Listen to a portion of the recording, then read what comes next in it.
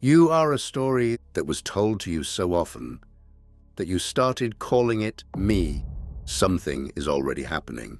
A version of you is reacting to this, agreeing, resisting, judging, and it feels natural.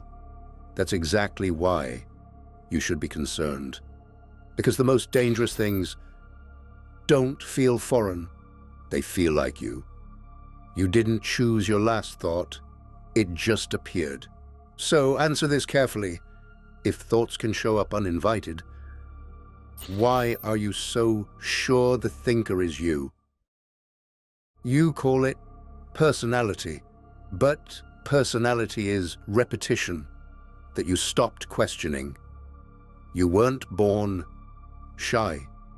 You weren't born confident. You weren't born thinking you're not enough. You were born open. Then something started shaping you, not loudly, subtly. A teacher correcting you, a parent going silent, a room laughing at the wrong moment. You adjusted, not consciously, automatically, again and again and again, until adjustment became identity. I'm just like this. No, you became like this. And it didn't stop there. It evolved. Now it's quieter and far more precise. You scroll, you compare, you watch what gets attention, and without realizing, you edit yourself. Your opinions soften, your personality sharpens, your life becomes presentable. Not real. Pause for a second.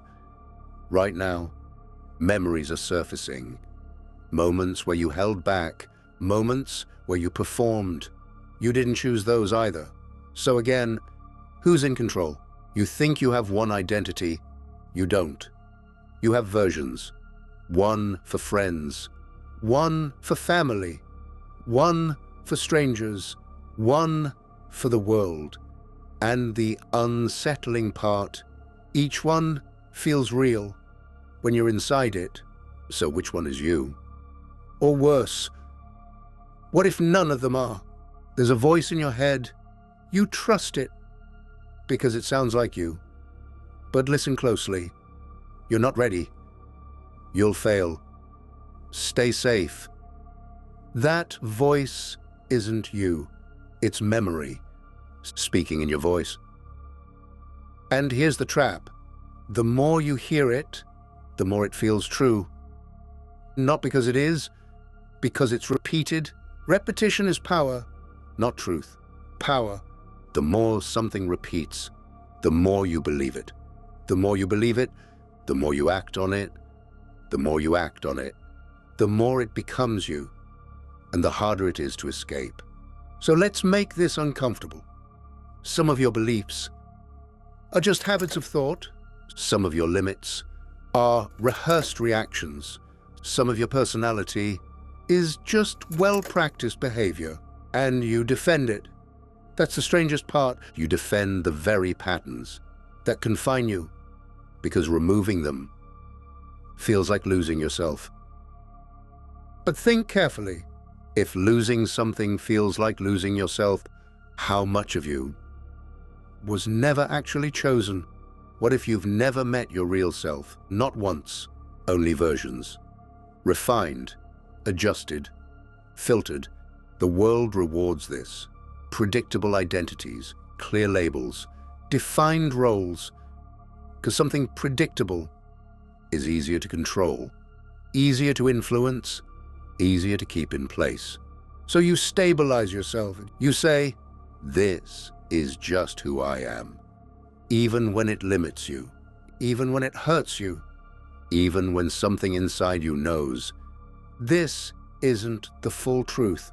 Here's the shift. The moment you start observing yourself, without defending, without explaining, without justifying, everything starts to crack.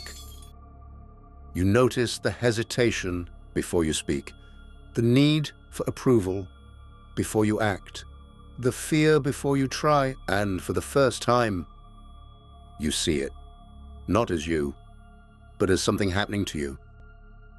That changes everything, Because what you can see, you can question.